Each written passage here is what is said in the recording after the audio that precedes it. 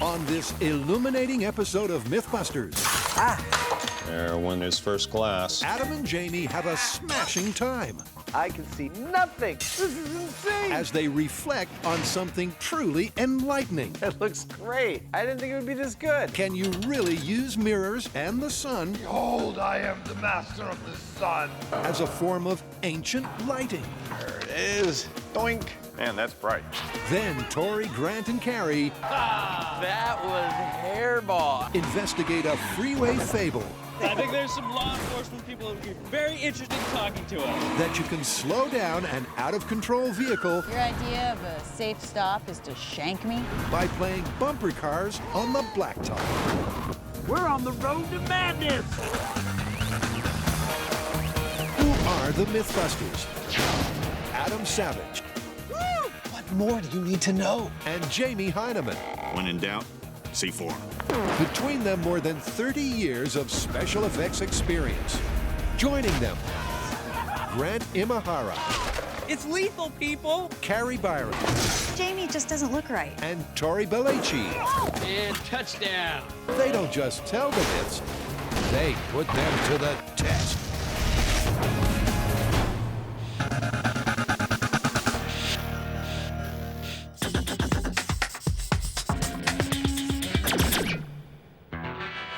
I've got a story for you to reflect on. Hit me. I will hit you with the sun's rays. In the film The Mummy, there's a scene in which the hero has to go deep into a dark tomb, and in order to light his way, he kicks into gear a system of ancient Egyptian mirrors which bounce the sun's rays from outside deep into the bowels of the cavernous tomb so that they can navigate safely. How enlightened. Well, that's the question, isn't it? That's the question. And here's the clip. Sunlight is bounced into the mummy's tomb. And then there was light.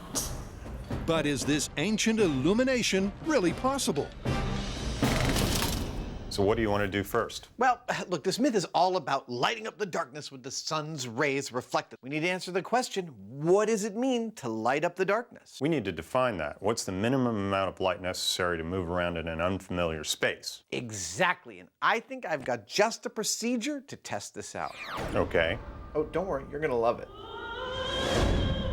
Before we start bouncing light around the shop with mirrors, we need to determine a couple of benchmarks that we'll be aiming for in these tests. The first one we've determined is the Hollywood benchmark. This is the amount of lighting that they used while filming the film that properly tells the story of a light beam bouncing around with mirrors and lighting up a room. The second benchmark is what I consider to be the heart and soul of this story, and it is, what is the minimum amount of ambient light required to see? So, step one is finding the minimum benchmark light level needed to see by. And Adam's brainwave to test it is a makeshift maze. So, what's with the setup? Well, we try to think like archaeologists. An archaeologist going from the desert down into a tomb full of unknown valuable objects and unknown antiquated history does not want to disturb anything in the tomb, even if the lighting conditions are really dim. He doesn't want to disturb anything. He definitely doesn't want to break anything, and that's why we have all the wine glasses precariously placed on posts. We are going to try and make it through this obstacle course under very low light conditions to determine the minimum light conditions you can make it through this obstacle course without breaking anything. That's the sound of failure. With the course set, the guys focus on benchmark one, the Hollywood level of illumination. I'm all set. That means playing with the light level until it matches that of the movie. Okay, that works for me. And then record the lux level. We're going to measure our ambient light level using a meter, like this one, which receives light in through the sensor here and converts that to an electrical signal. Now, our computer converts that signal into what is known as lux. In the days when candles were king, scientists determined that 1 lux is the amount of illumination that falls over 1 square meter if a candle is set 1 meter away. Using this scale, about 300 lux is the minimum level needed to read by. But how many lux is the movie scene? To find out, it's trial by tweaking as the MythBusters crank up the levels bit by bit.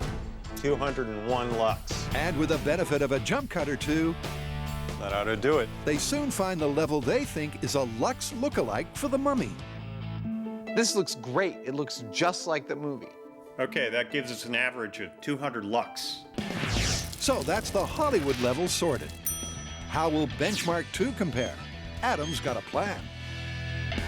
Since the archaeologists in this myth went from the bright sun into the tomb, we're going to do the same thing. Here I am in Jamie's electronics room with 2 lights simulating the bright sun. I will then leave the electronics room and walk down the Tunnel of Osiris, otherwise known as Jamie's battery and wire storage shelf. I will then enter the main shop area, which will be pitch black, and I'll use this rope to guide myself out into the middle of the shop. And when I hit the knot, I turn and start to walk the obstacle course. The question is, what is the minimum amount of light required for me to walk this obstacle course without breaking anything? It's not going to be easy. To find out, Adam set his overhead light source to its bare minimum setting. Okay, Adam, go ahead and do your thing. All right, here I go. Jamie monitors progress on an infrared camera. Holy crap. There he is. I can see nothing. And for those of you who find the sound of breaking glass disturbing, now might be a good time to switch your set to mute. Oh, I'm the worst archaeologist ever. It's a bruising encounter. As Adam This is insane. stumbles his way through the wine glass maze. Here I am, I made it to the end. And it's clear this light level's far too low for the human eye test. That was a horror show. You pretty much broke every glass that was in your path. Yeah, I think we need to turn up the lights a little bit. Let's make it a little brighter and see if I can't make out some of these shapes. Okay. I'll replace the glasses. Adam tries a slightly increased light level There we go. 1 notch up. and sets off again. Okay, Adam, you're good to go. All right, here I go. Man, I can't make out. There went his first glass. I'm starting to be able to see things. Oh, my eyes are adjusting. Yeah, he's doing a lot better, actually. It's still a blur. Oh, There's number 2, oh, number 3, 4, 5, And after a disappointing start, 7. it soon becomes another catacomb catastrophe. all right, Jamie, I'm at the end. Let's turn on the light. You did a little better. I did a little bit better. It's the kind of thing where, you know, if you start to not try and look ahead of you, you can sort of make out rough shapes in front of you. It was nowhere near what I would consider visibility. I think we need to turn it up. So they increase the light level again. And again. And again. But it's not until light level 6 that Adam finally makes it. This is it. This is the light level. I'm gonna make it the whole way.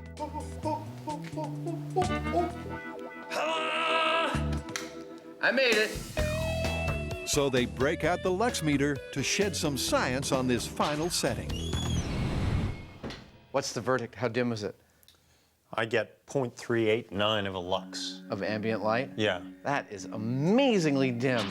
My takeaway from this experiment is that it's astonishing how well evolved the human eye is for gathering light. I was able to pick my way carefully through this complex and delicate maze without breaking a single glass. I think I'm gonna succeed. At just 0.389 lux. That's only slightly brighter than a full moon. At 0.39 lux, the minimum human eye level is 500 times dimmer than Hollywood. And with both benchmarks in the bag, the question now is, can bouncing light with mirrors beat either benchmark? All right, let's turn out the lights.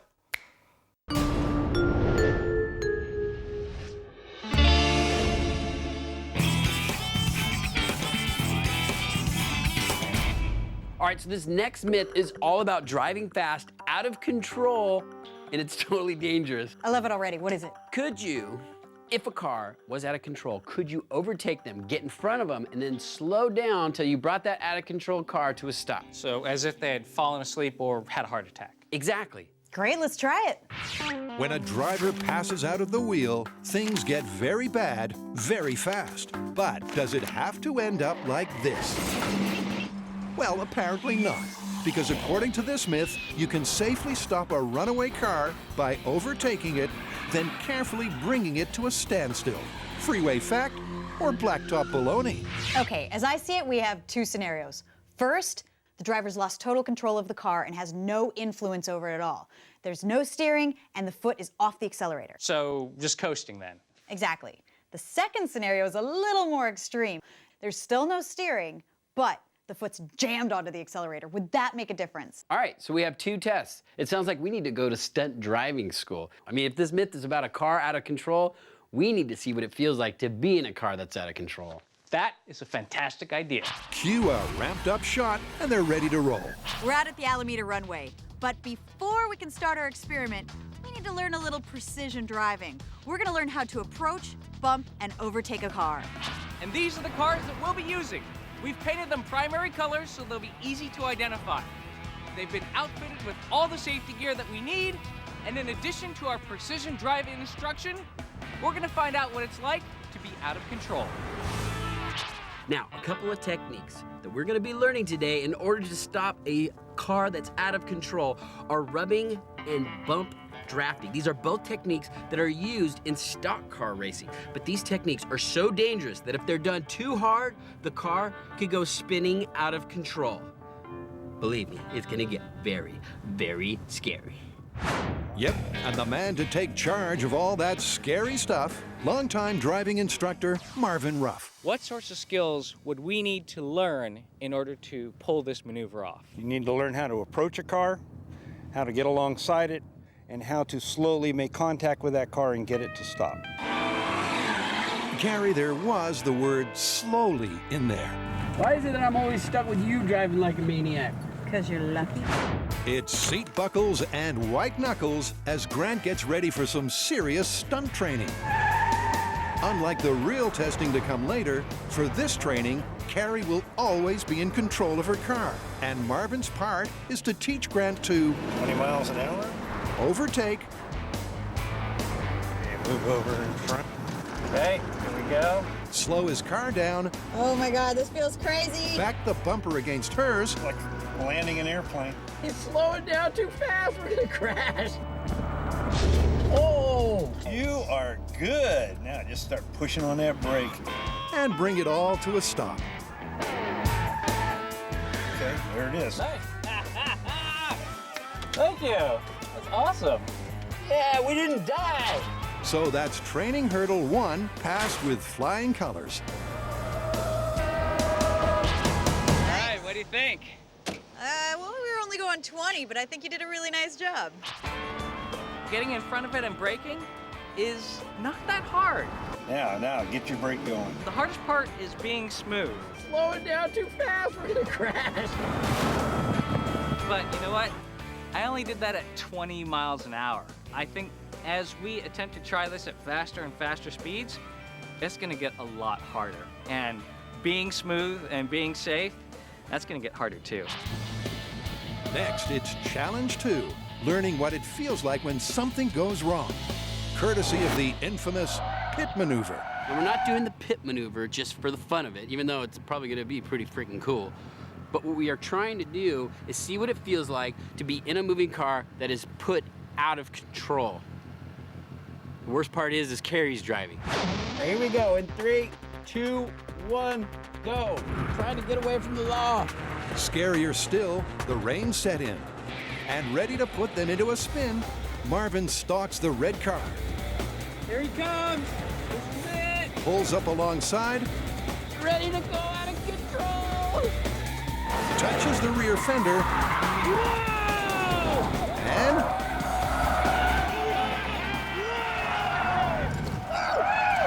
You just got pit maneuvered. That felt so good. It's good to be out of control sometimes. So far, it's looking good. Driving at 20, we can stop a car with another car. This bumper car thing is awesome. Spinning out of control was just the icing on the cake. training's done. They're bumped, pumped, You just got pit maneuvered. and amped to ramp. I think I feel the need for speed. I think we can go faster now.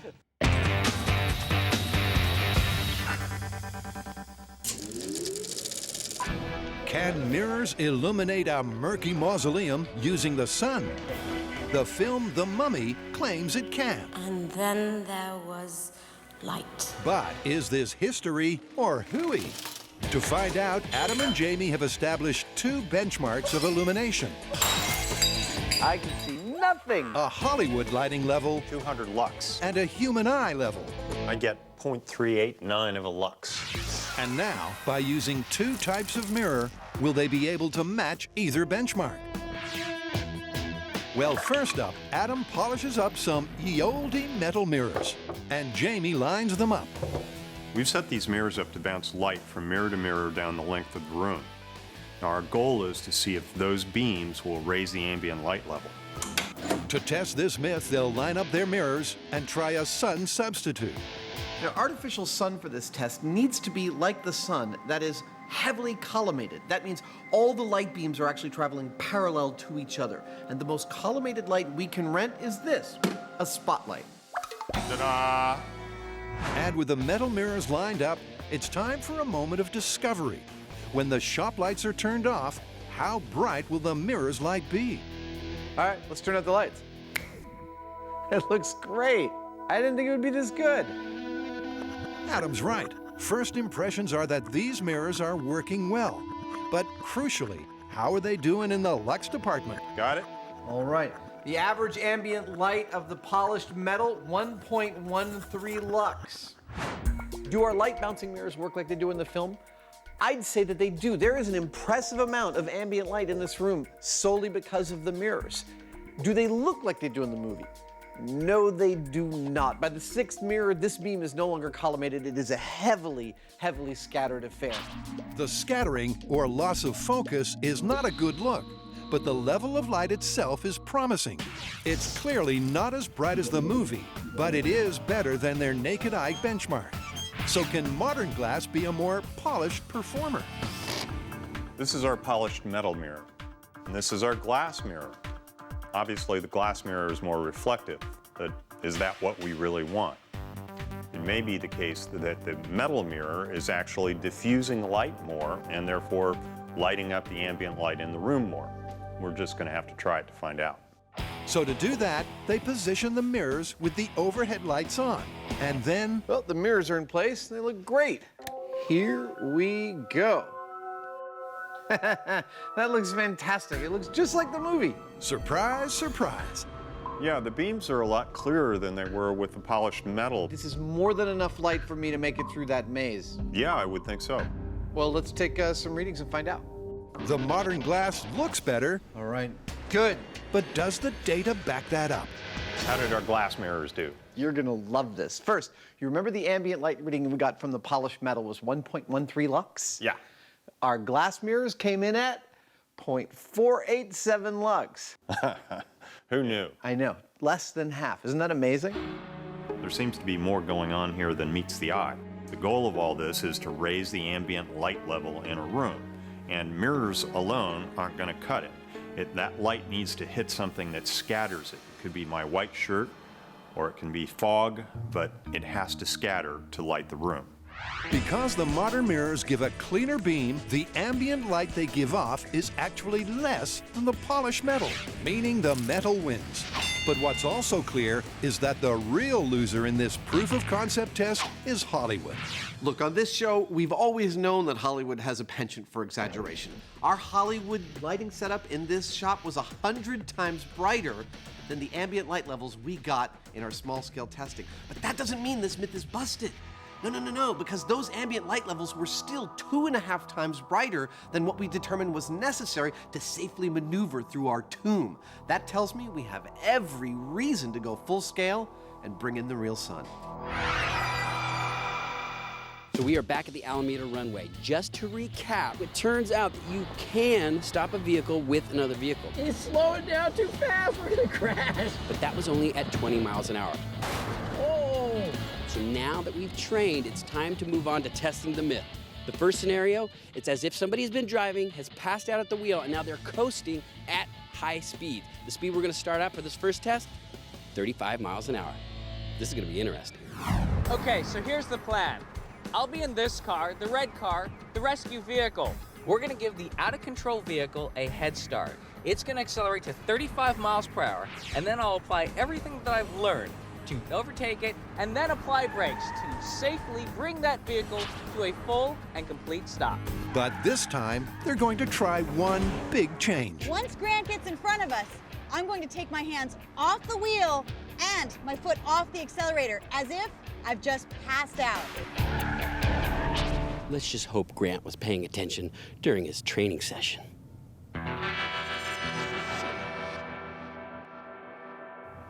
I don't think he was. And for test one, gentlemen and lady, start your engines. All right, this is 35 mile an hour. Driver's passed out. Here we go in 3, 2, 1, go.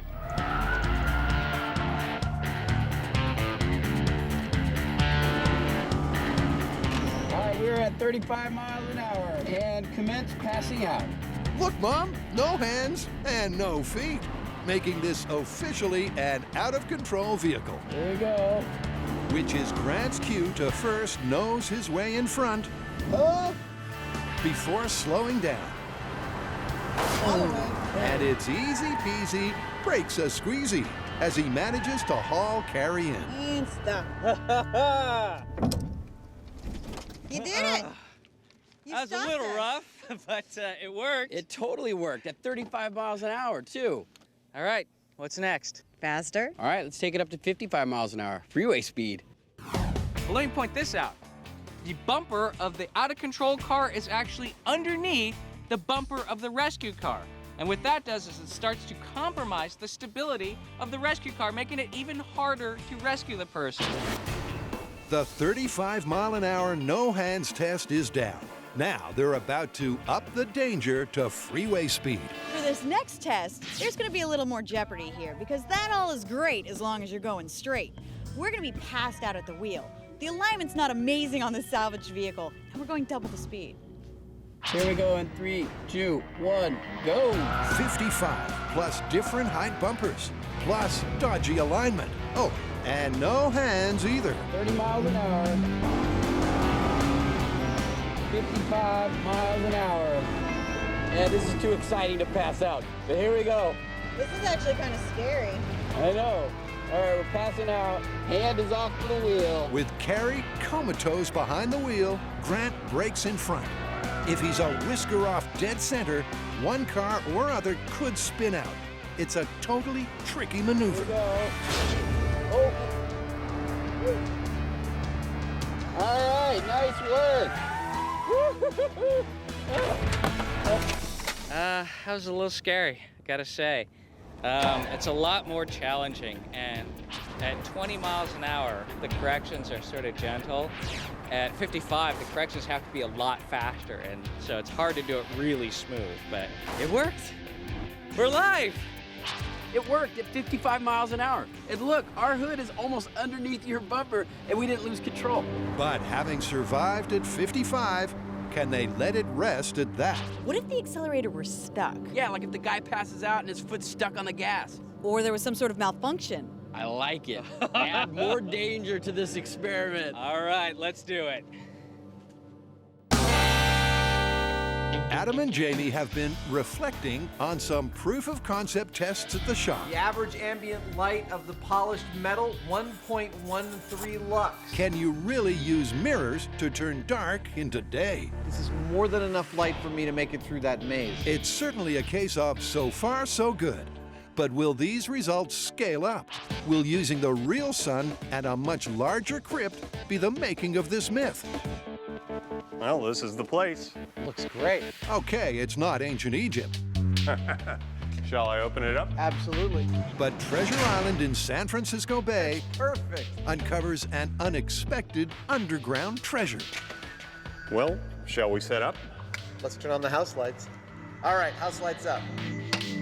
Well, this is our space. Now, it's not a tomb, but it is underground, and it's very, very dark, so it'll be perfect for our testing.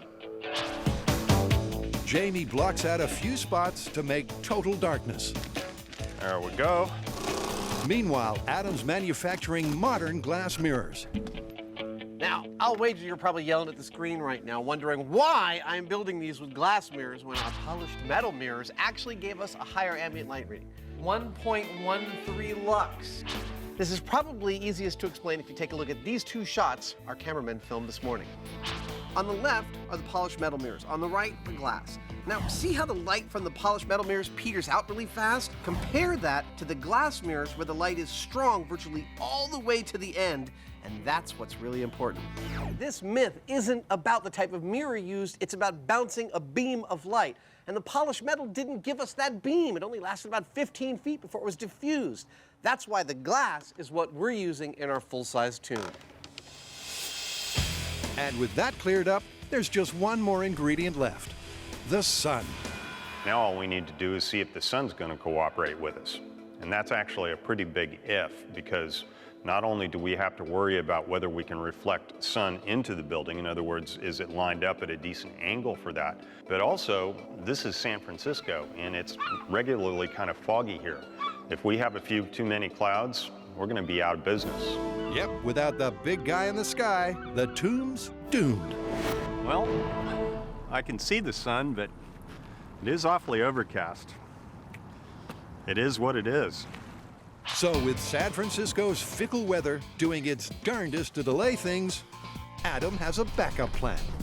Have you met my son? It is a 7,000-watt xenon spotlight. We're gonna turn it on now. Oh! Look at that puppy. Boom! Behold, I am the master of the sun. Adam's humongous light source gives a whopping 160,000 lux at 50 feet. That is frickin' awesome. But will it be bright enough to illuminate their colossal crypt? I think that's right. To find out, the guys will shine in Adam's sun, position the mirrors, and then check the light reading. Starting now. House lights out. Shall we bring in the sun? Sure, why not? Let's bring in the first sunbeam. All right, you ready for it? I'm ready for it. Bring it on. Okay, here it comes. There it is. Just like the movie, they're using 6 mirrors, all of which are around 35 feet apart. Doink. Man, that's bright. Dude, that is like a 2-foot laser beam. Going for mirror number 4. Nice. All right, there it is. That's as good as it gets. Going for the last mirror. Okay, coming down. Zoop. That's it. You're in. Ta-da! And there we go. That works pretty good. I swear, I'm gonna go out on a limb and say this room is nicely lit. I can move through the antiques without hurting anything. Easily. Look, nobody can say that we didn't accurately match the look and behavior of this technique in the film. Yep, looks just like the tomb. It's a good start, but what does the all-important data say? All right, let's take a reading. Okay, I got it. Well, it turns out that bigger is absolutely better. Going full scale with our mirrors is yielding an ambient light reading in this room of 2.3 lux. And when you're in this room, you can totally carefully make your way among the artifacts without any difficulty at all. By both an objective and an empirical standard, the theory behind this technique is totally sound. In fact, it's over 5 times brighter than the minimum level they determined earlier. And that's very good news for the myth, except for one little thing. Going full scale and using an artificial light source, we were able to very closely replicate what we saw in the movie. But this story is about using the sun. Jamie's right, but luckily, the long-lost sons finally put in a show. So, let there be light. The question is, will it be enough light for an archaeologist such as me or Mr. Heinemann to be able to move through a tomb without breaking anything? Can you really bring an out-of-control car to a stop with a dangerous game of bumper cars?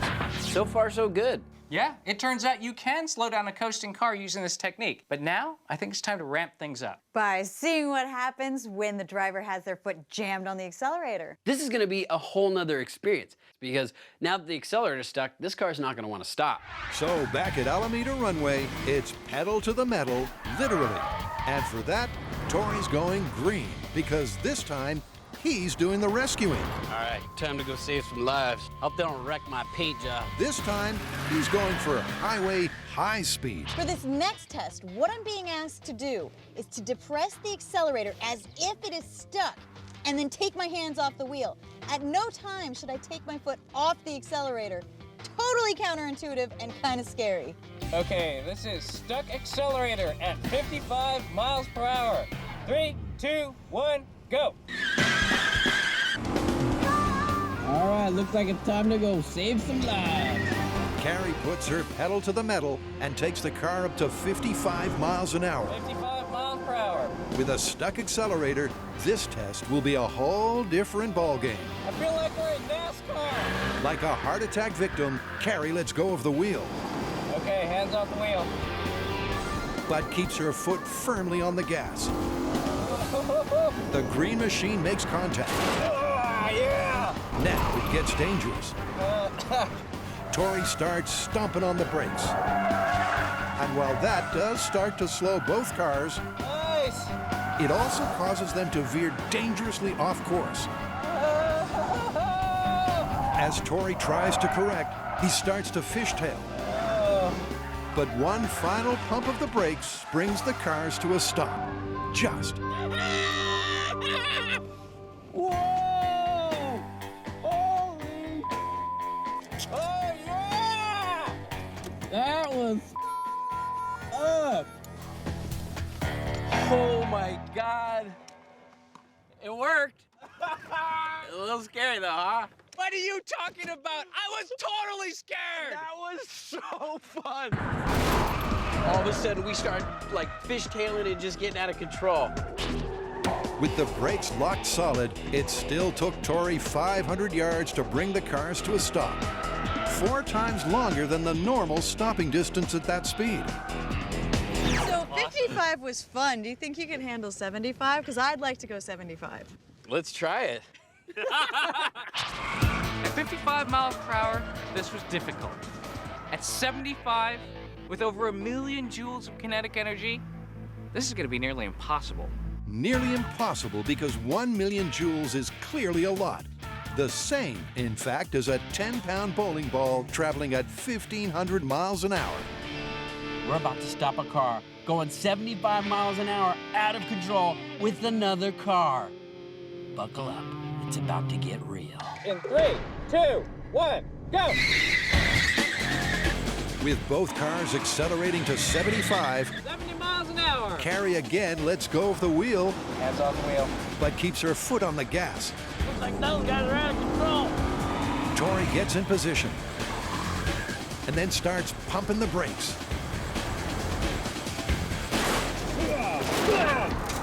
But this time, at this speed, the cars rapidly head off course. With the fence getting ever closer, Tori's wheels lock up, and he veers off again. Fortunately, he recovers just in time. That was hairball. Dude. I had both feet on the brakes, and I still wasn't stopping. We were getting closer and closer to the gate. I'm like, oh, I was like, man. oh, I'm going to push him through the fence. Without doubt, it was the hardest rescue yet, as Tori's smoking tires attest. But he did pull it off. What I think we learned from this, though, is that you can stop a car even going 70 miles an hour. Unless we're going to do this whole thing at 100 miles an hour, I think we have to call it. This one is confirmed. Totally confirmed. Confirmed. Confirmed it is, but not something you should try at home. Now, most people would call it quits, but Carrie's got an appetite for more. So this rescue myth has reminded me of a technique I've heard of that I've always wanted to try, where you actually can sandwich a car with 2 cars to slow it down. Oh, so they wedge the runaway car and use friction to bring it to a stop. A car sandwich. That sounds dangerous. I love it. So hungering for more action, Grant and Tori are about to put the squeeze on Carrie's car. So we showed that it's possible to stop an out-of-control car with another car. But now we're back at the Alameda runway, and this time we're going to try to stop an out-of-control car with 2 cars. We're making a car sandwich. Basically, this thing we're about to do right here, this is the most dangerous thing we're gonna do all week. You heard right. If they overcook this sandwich maneuver, Carrie's toast. So far, I've been able to handle this, but I noticed that I put my seatbelt on just a little bit tighter for this one. In 3, 2, 1.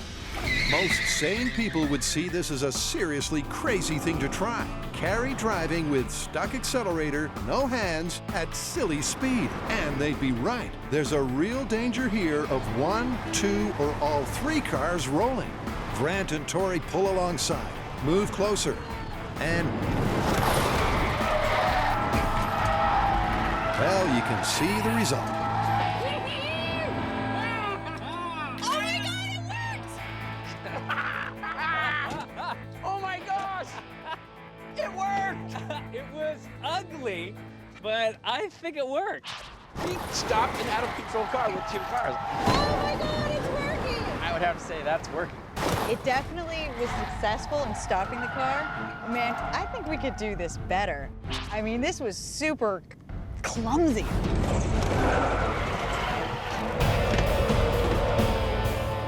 And having survived that rescue, Carrie's throwing down the gauntlet for a custom-built challenge. Why don't you guys figure out a better way to stop the out-of-control vehicle? What if both of you go off and come up with your own ways to stop the car, and I'll give you a challenge as a really out-of-control vehicle? You like being out of control, don't you? Back on Treasure Island, the San Francisco sun is finally smiling on Jamie and Adam's test setup. I'm in the door. Meaning they can finally attempt a real-world test using their large tomb and the real sun. Yeah, baby. The problem is, unlike all their other tests, they can't just point the sun straight inside. I think we're set. Should we bring in the sun? Let's bring it in. Okay, house lights out. Instead, they have to bounce it in, courtesy of a primary mirror outside. Wow, look at that. I'm gonna go for the first mirror. Okay, But once that's sorted, that is intense. We got a beam in the room. Here I am. Here it comes. it's then back to the tricky task of aligning all the mirrors. Okay. That's pretty good. Look at that. It's actually working. One by one, Going for mirror 2. Oh, right. Mirror 2. until the end target is lit. Mirror 3. Oh. There we go. That's beautiful. All right, I'm gonna bring it in on our last target. And there it is. Perfect. That is fantastic. This is the best yet. I can totally see things in here. I can pick them up, put them back, no problem. I am blown away by how well this technique worked. With sunlight and mirrors, we made enough ambient light in this room to totally move around it without breaking any artifacts. Okay, But what are the lux levels? 2.51 lux. That's amazing. That's really bright. They've cracked it. 6 times brighter than the minimum eye level. Enough to put a smile on Adam's dial. Well, briefly. We're losing our beam. Yeah, we are. You know what the problem is? What? The sun's moving. The relationships have all changed a little bit, Jamie. Have they? Yeah. The sun's moved off the primary, which means the aim on the secondary is a little bit off. As the sun moves off the primary mirror, it kicks all the others out of kilter. And the sun's moved again. I'm gonna kick the primary one more time. Okay. And for lighting up a tomb, that is a problem. The thing about using the sun is that the Earth is rotating on its axis, and it's also rotating around the sun, which means that from our perspective, the sun is moving all over the place across the sky. So you can't really expect to be able to aim a beam of light using a mirror at a specific spot without constantly adjusting it to accommodate for the sun's movement. And its movement is surprisingly fast. With this much distance on these mirrors, the amount the sun's moving on the last one is like inches per minute. Well, it works, but only for about 3 minutes at a time before the sun moves. That's a little bit of a problem, isn't it? It is. Well, I guess if you have a bunch of slaves to constantly adjust the mirrors. The mirrors are static, they don't move dynamically, but the sun does. And as the sun moves through the sky, it changes its geometry on the primary mirror, which changes the geometry on all the other mirrors in this room. They'd have to be moved dynamically throughout the whole thing to keep this room lit. So because of that, I don't feel like we've really seen the theory behind this technique work as well as it could. Yep, and that's something that didn't happen in the movie. But before the sun sets on this myth, Jamie's got one little trick up his sleeve.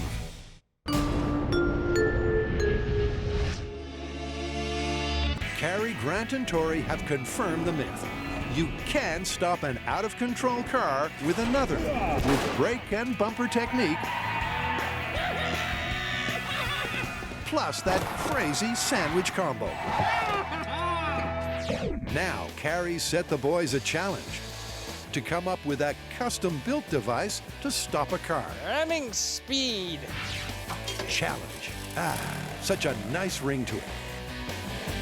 So with a mix of metal and midnight oil later, perfect, they come up with a typical ingenious MythBusters solution. Yeah. Now they're ready to reveal all. Come on, you guys, try and stop me. Grant first. To address Carrie's challenge to come up with a better way to stop a car, I have this. These paddles mount underneath the front bumper of each car. Employing the sandwich technique will come in and they will allow us to control the runaway car and bring it to a safe stop. All right. See, the other car's bumper comes in like this. We don't have to get so far in front, so there's no chance of spinning out. Then we just lock you in with the L shape and slow you down. Sounds good on paper. Sounds bad when that's through the grill of the car. As for Tori's approach, all you need to do is get your car going really fast and then rear end the car that's out of control. The whole idea here is that you harpoon the car in front of you. Once you are inside the car, you release that hook. Really? This is your idea? It might give you whiplash, but it should stop your car. Your idea of a safe stop is to shank me? More like harpooning. but enough of all that glum talk. There's a car to be captured and saved. Twice.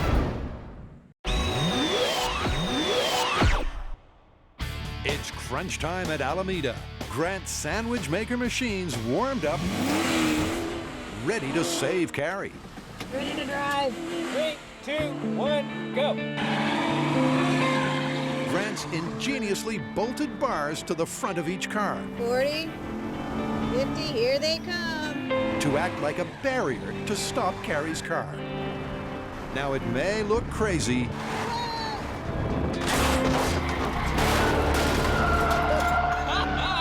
but it's blitzed the job. Gotcha! Woo! Gotcha!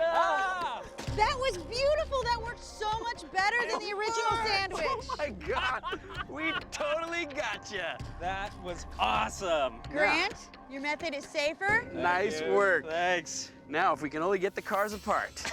Are we gonna have to drive them home like this? I get to a constant speed, take my hands off the wheel, and watch the cars on either side of me start to close in very, very quickly. They slam at the same time.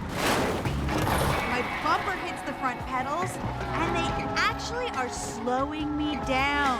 I smell rubber burning, but I'm coming to a stop. It's amazing. And if that wasn't scary enough, then there's the harpoon. This is a new technique. This is more of a stabbing, hooking, and then using the weight of the vehicle to slow the out-of-control car down. This plan? Nothing about it seems like a good idea. Harpooning the back of my car, ramming it as hard as you can. Who comes up with this kind of idea? Only a crazy person. I think we're set. It's a simple plan. Get up behind Carrie's car, crash into the trunk, slam on your brakes. What could possibly go wrong? 3, 2, 1, go.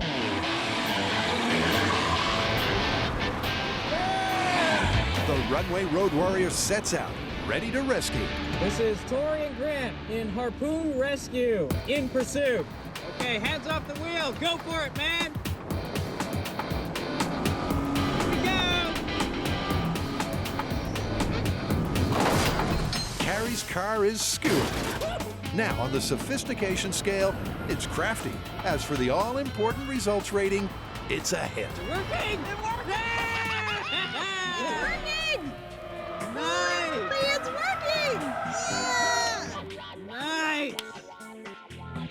Good job! I can't believe that worked! The rear spear! Dude, that's awesome! It stopped the car out of control. Okay, we're gonna have to take both of these ideas and patent them so that we can sell them back to the Highway Patrol because that's amazing. I think there's some law enforcement people that would be very interested in talking to us. The harpoon technique worked. Carrie took off at 50 miles an hour. I caught up with her. It didn't take much to punch through the back of her car. It hooked it. I came to a stop, she came to a stop. Nice! I have to say that stopping a car with another car has been very successful. We've gotten in front of the runaway car and applied our brakes and safely stopped it at speeds in excess of 70 miles per hour. We've come up to the sides and sandwiched the car using plates welded to our front bumpers. And finally, we've deployed a crazy harpoon-like spear to punch into the trunk of the runaway car and drag it to a stop. Just goes to show, if you have a runaway car, call the MythBusters. Actually, no, you should call the police.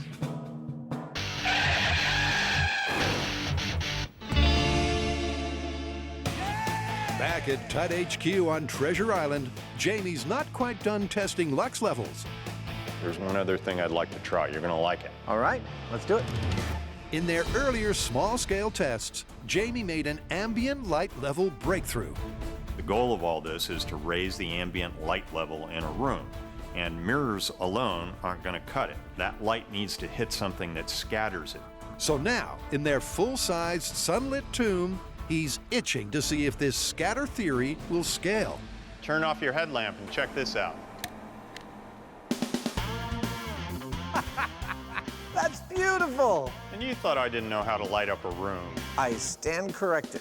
Let's take a reading. Okay, maximum. All right, moving away. Average lux, 8.62 lux. Woo for Jamie's shirt. Amazingly, with this reflective scattering, Jamie's whiter-than-white shirt has given the maximum light reading for the entire experiment. Adam's gobsmacked. Well, it turns out that Jamie's starched white shirt provides almost 3 times as much ambient light in this space as the next best technique of everything that we've tried. And Jamie's reaction? Well, this is Jamie. A mirrored surface is going to be your best bet to get light into a room because it's very directional. But if you want to actually light the room, once that light gets in there, you're best off if it hits a surface like my white shirt, because the white isn't so directional. It's going to spread the light and raise your ambient light level. How do you want to wrap this up? In theory, it's plausible, because the sun's rays did in fact provide enough ambient light to move around the room.